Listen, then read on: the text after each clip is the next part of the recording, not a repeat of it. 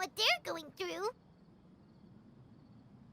The good news is that the chaos seems to have subsided.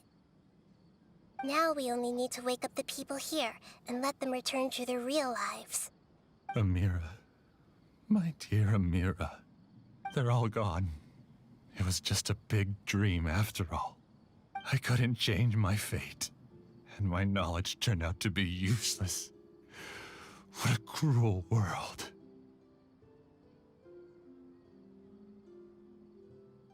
Do you still think this is our fault? I don't care about that anymore.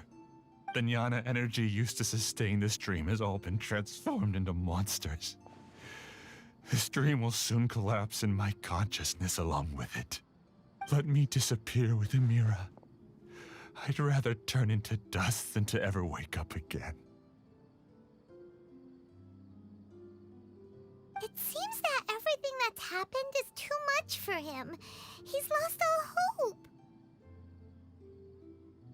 I think seeing Amira turn into a monster was punishment enough for him. After comprehending the hollowness of the unreal, it's time to revisit the meaning of existence. Existence? I'm different from the others. I've long given up everything outside of my consciousness. Using my knowledge of the Akasha, I have a way to extract your consciousness from here and put it inside a knowledge capsule. The Academia has probably kept your body, so you should be able to wake up soon. No need. Just let me disappear. Reality means nothing to me now.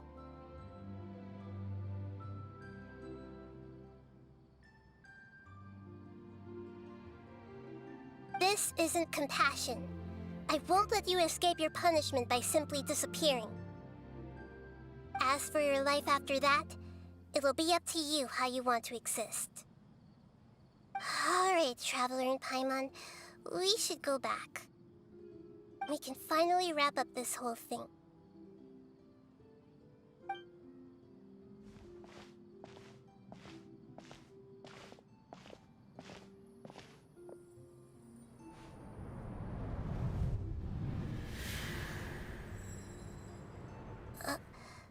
Uh-huh? What's wrong, Nahida? Oh, nothing. Let's tell the people here to gather at a moment of dreams after they wake up.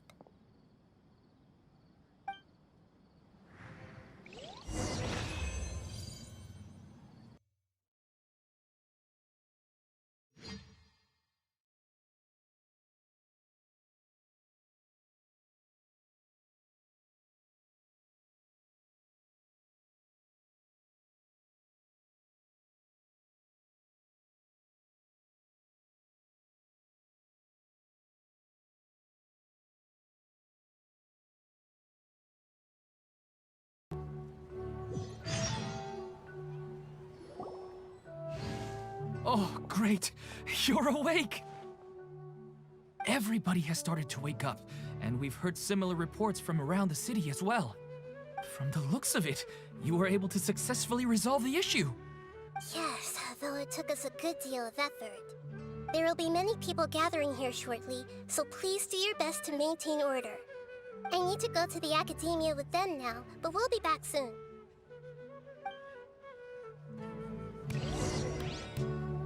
Are we going to ask about that scholar? Yes, but it may take some time for him to wake up after his consciousness returns to his body. We can leave the rest to the Matra.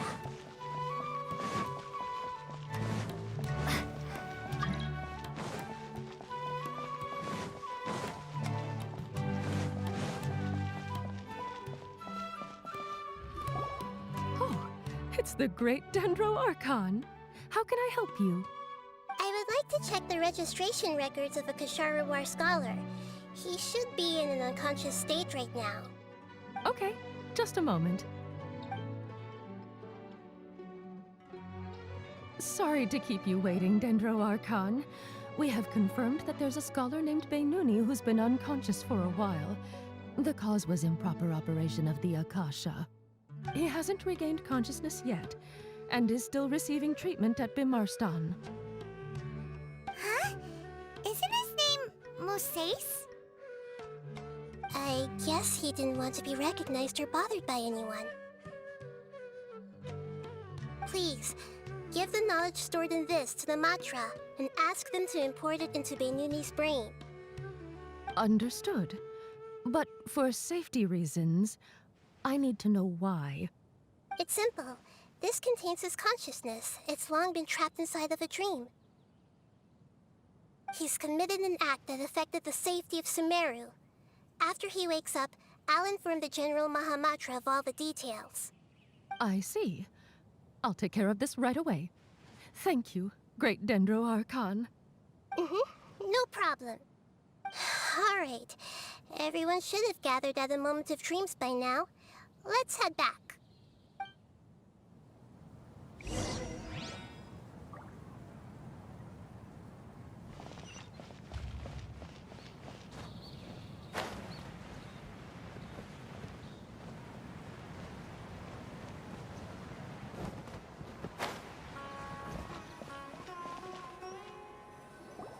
Let's be quiet and just listen in.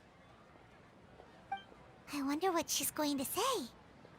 Hello, all of you who have just woken up. I'm sorry for interrupting your beautiful dreams. I may have acted a little cold when handling things in the dream. I sincerely apologize for that. Dreams have amazing power. They inspire us to remain resolute in the face of adversity and help those with aspirations achieve their desires.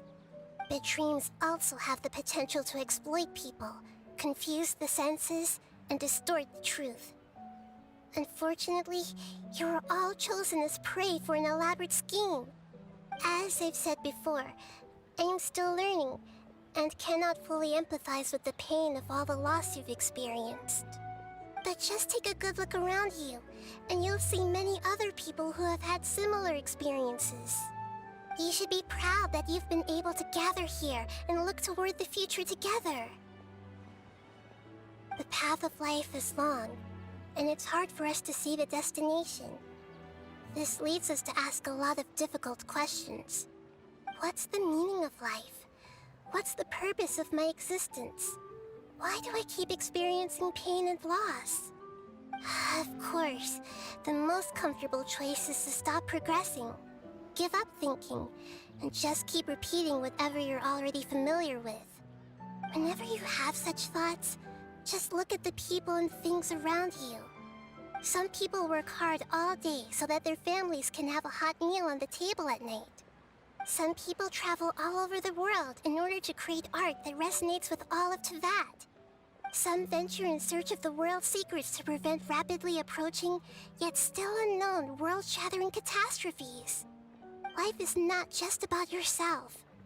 Each and every one of your actions shapes you and the world around you.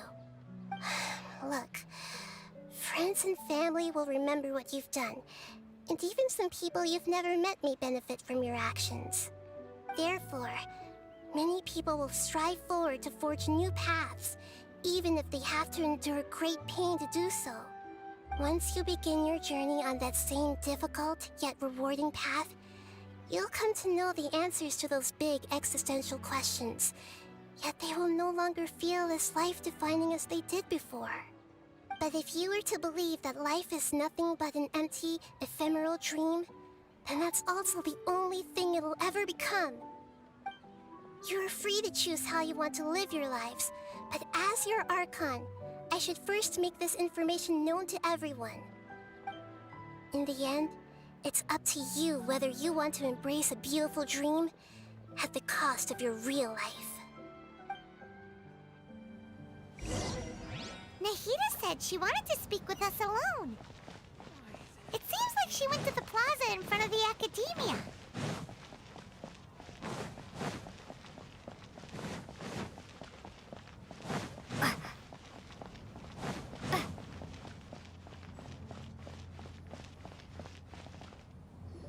You're amazing, Nahida!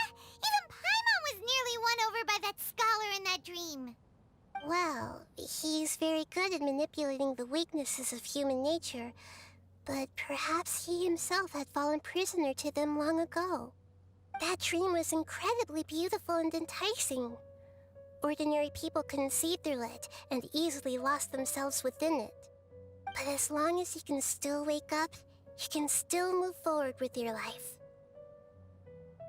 Huh? What makes you say that? Right! You said that you didn't understand human feelings, but we saw how considerate you were with all these people. Your speech just now really connected with everyone. You did a good job! Thank you. I've heard a lot of sad stories along this journey, and several of them have touched my heart. You can't say that the victims of the dream really did anything wrong, and what they wanted was also not unreasonable. That's why I could understand them when they tried to resist us and protect the dream. But all of my understanding and stirred feelings probably can't even account for even 1% of the pain they've experienced. I don't think this 1% can be seen as an example of what you call empathy. You're too hard on yourself, that's for sure. Alright. I suppose going out into the world will help my confidence grow.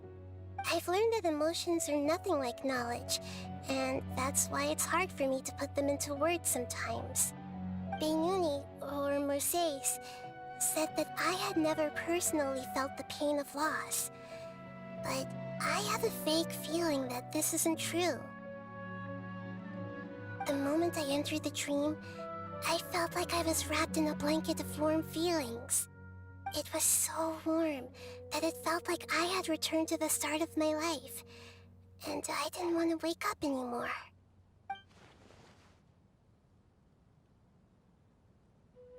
But when I opened my eyes, the feeling was gone without a trace.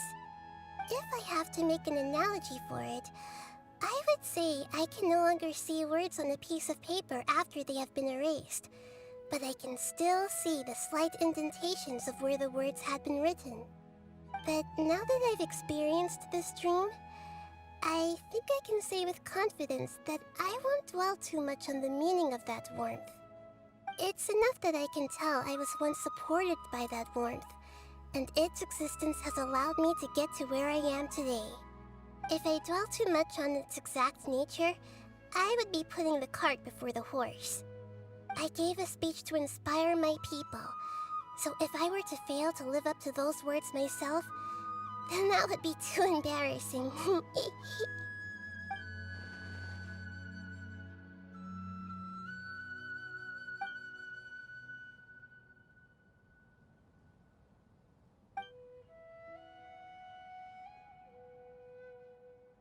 Hey, what's with that serious look? You keep looking like there's something you want to say. Is there anything you want to tell me?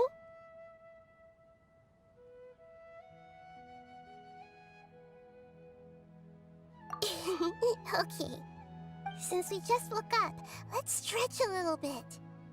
A new day is about to begin.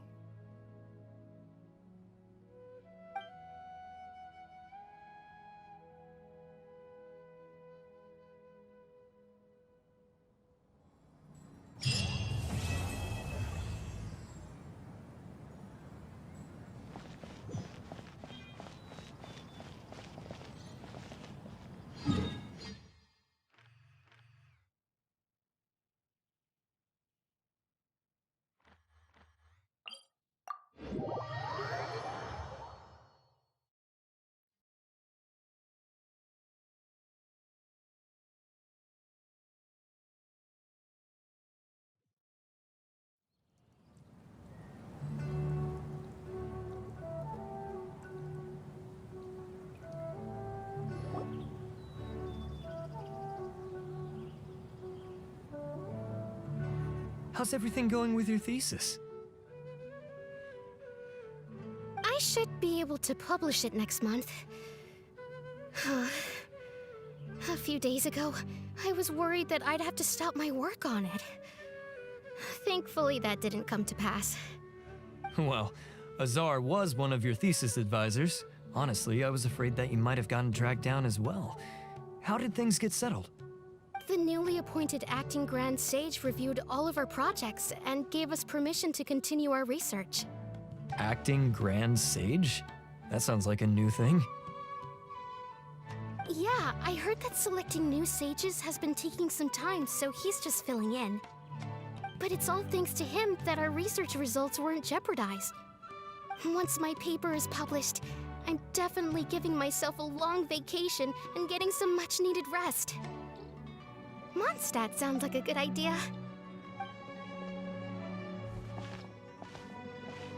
They're really out of their minds, making Alhaitham the acting Grand Sage? Take it easy, Professor. I'm puzzled as well. Just going by qualifications, you're one of our most preeminent scholars. I don't know why they picked a stripling like him. Fool! Do you think I'm angry because I wasn't chosen for the position? No! It's because I don't understand why they chose him! He was one of my students, but he rarely attended class. When I asked him about it, he retorted that self-study was better use of his time. What brazen arrogance, misery of miseries, for the Academia to have him as the acting Grand Sage?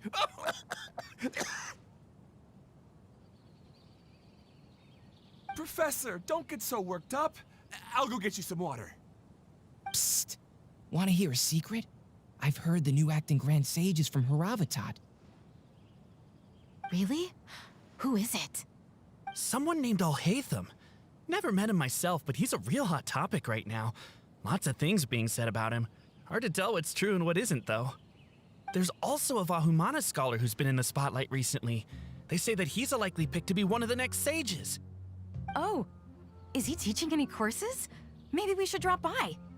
Wow. News of Alhaitham being the acting Grand Sage sure spread fast. Some people don't know who he is, though. Guess he's less famous than Paimon thought. Some people are saying good things and others bad. Especially that old guy just now. He really doesn't like Alhaitham.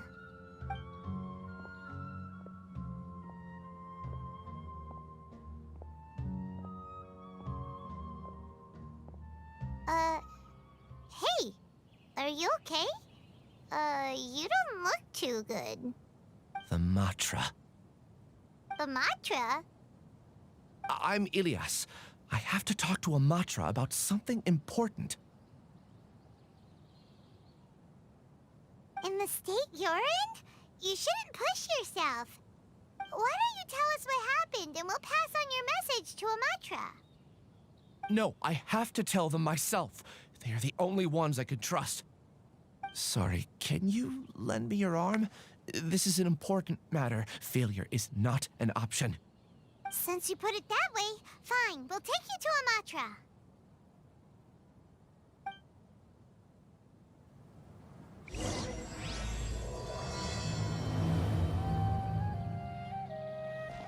We promised to take him to a Matra, but we don't know that many, do we? Oh, wait! Sino should be back at the Academia! Let's go find him!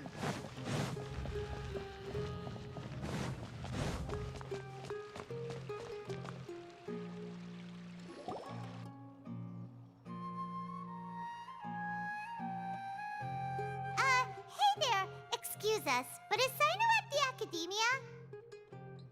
You two look familiar. Are you friends of Mahamatra Sino?